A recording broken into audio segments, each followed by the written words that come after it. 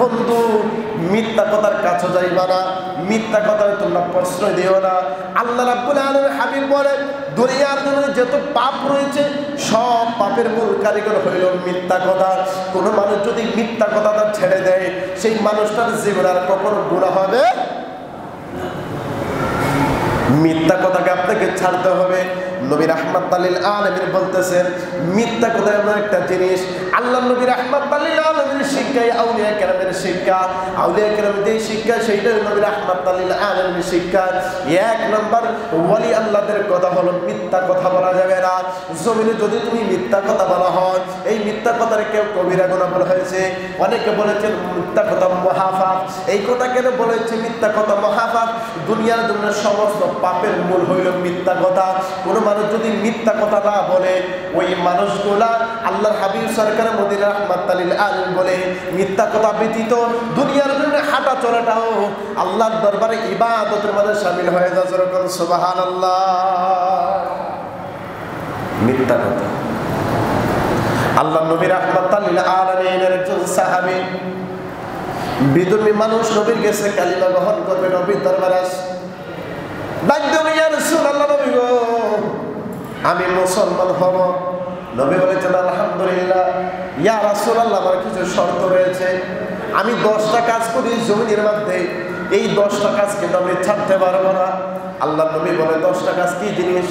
এক নম্বর মিথ্যা কথা, আমি জিনা করি, আমি মদ খাই, আমি ব্যভিচার করি, এইরকম 10টা কাজ ইয়া রাসূলুল্লাহ আমি করে থাকি।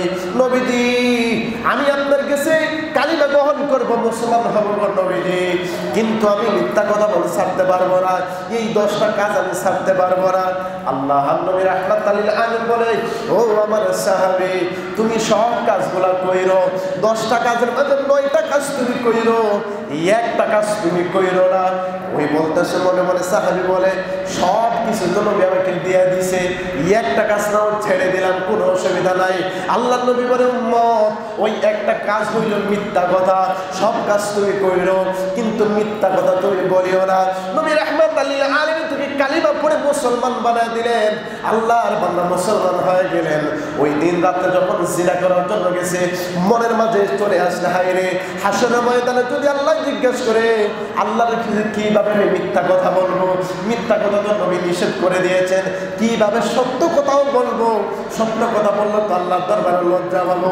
শুধু তাই নয়, নবীর দরবারে যাইলে যদি নবী জিজ্ঞেস করে ও আমার বান্দা আমার সাহাবী কালকে রাতে কি কি কাজ করছো? নবীর কাছে কিভাবে আমি মিথ্যা কথা বলবো? উনি গেছে জিনা করার জন্য, আল্লাহর বান্দা জিনা করে নাই, সুবহানাল্লাহ। এরপরে গেছে মদ খাওয়ার জন্য, শরাব দিকটাকে বলে থাকে, হাতের মাঝে শরাবের বোতল নিলেন, যখন মুখের মাঝে দিবে অন্তর মাঝে চলে আসলে হায় রে হায় এমন কি কাজ করতেছি। হাসরের ময়দানে যেই জিনিস নবীর শরীয়তে হারাম, ওই জিনিস যদি কাল হাসরের ময়দানে আল্লাহ যদি আমার জিজ্ঞাসা করে বান্দা তুমি কেন হারাম দিয়ে বক্ষণ করেছিলা, যদি আল্লাহ জিজ্ঞাসা করে আমি কি জবাব দিব আল্লাহর দরবারে? ওই আবার কিভাবে সত্য কথা বলবো আল্লাহর দরবারে? দুইটা জিনিসের প্রতি শর্মিন্দা হইয়া ধরতে ধরতে নবীর দরবারে গভীর নজরে আসে, ইয়া রাসূলুল্লাহ তওবা করে দেন, আপনার কাছে বলছিলাম 9টা কাজ করব, আজকে থেকে আমি ওয়াদা করতেছি আর জীবনে এই 9টা কাজও করবো না। সুবহানাল্লাহ। তাহলে সমস্ত পাপের মূল মিথ্যা কথা, কথা বলা সমস্ত পাপের মূল মিথ্যা কথা। আউলিয়া কেরামের প্রথম শিক্ষা হলো মিথ্যা কথা বলা যাবে, কথা বলেন বলা যাবে, প্রথম শিক্ষা। একজন আল্লাহর ওলি যার নাম হইল শিবলি রহমতুল্লাহি আলাইহি, উনি উস্তাদদেরকে নাহসুরুফের ইলম শিক্ষা করার জন্য গেছিলেন। ওনার উস্তাদ উদাহরণস্বরূপ বলতেছেন ওমর রাদিয়াল্লাহু তাআলাকে জাহিদ রাদিয়াল্লাহু তাআলা হুমে আছে। এই কথাটা শোনার পরে বলতেছেন হুজুর আপনি যেই কথা বলছেন এটা কি সত্য? উনি বলতেছেন না এটা সত্য না, এটা উদাহরণ। সঙ্গে সঙ্গে শিবলি রাদিয়াল্লাহু তাআলা রাহমাতুল্লাহি আলাইহি বলতেছে যে ইলমের মধ্যে মিথ্যা রয়েছে ওই ইলম আমার শিক্ষা করার দরকার নাই। সুবহানাল্লাহ বলেন না। আল্লাহর নবীর শিক্ষা কেমন? উনি উনার গুরুর কাছে গেছে, উনার গুরুর কাছে যাওয়ার পর উনার গুরুর উদাহরণস্বরূপ একটা কথা বলেছেন, কিন্তু এই উদাহরণ কথাটা মিথ্যা।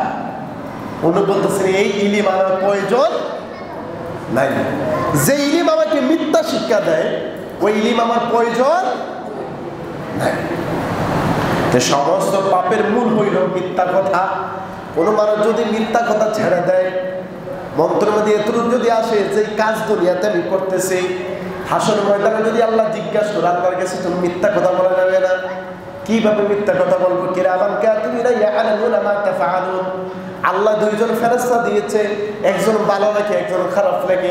হাসর ময়দানে যেহেতু কৌশল করেন, আল্লাহ বলবো তাদেরকে দেখাও। সুবহানাল্লাহ। আপনার প্রত্যেকটা পাপগুলো সেদিন আপনি দেখতে পারবেন।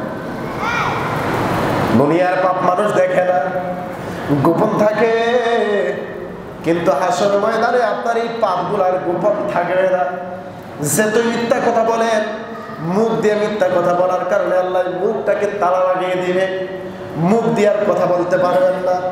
মুখকে জিজ্ঞাসা করার পরে মুখ তালা, মিথ্যা কথা বলার কারণে আপনার এই হাতের আঙ্গুলিগুলো আপনার বিরুদ্ধে সাক্ষী দেবে, আপনার পাওটা আপনার বিরুদ্ধে সাক্ষী দেবে, আপনার প্রত্যেকটা পশম আপনার বিরুদ্ধে সাক্ষী দেবে। ওই দিন আপনার কান আপনার বিরুদ্ধে সাক্ষী দেবে, আপনার জ্ঞান আপনার বিরুদ্ধে সাক্ষী দেবে, আপনার চক্ষু আপনার বিরুদ্ধে সাক্ষী দেবে। যাদেরকে এত আপন মনে করেন, কেউ কিন্তু দুনিয়ার জমিনে আপন না। তাই দুনিয়ার জমিনে ভালো কাজ কইরা যাইলেও ওই ভালোর কাজের কথা ও চক্ষু আপনার কথা আল্লাহর দরবারে বলবে, কান আপনার কথা আল্লাহর দরবারে বলে, হাত আপনার ভালো কথাটাও আল্লাহর দরবারে বলবে। যেরকম সুবহানাল্লাহ। আল্লাহর দেওয়ার নিয়ামত দিয়ে সদা সর্বদা কার কাজ করবো? জোরে বলেন না কার? তাহলে এখানে এক নম্বর শিক্ষা হলো মিথ্যা কথা বলা যাবে, জোরে বলা যাবে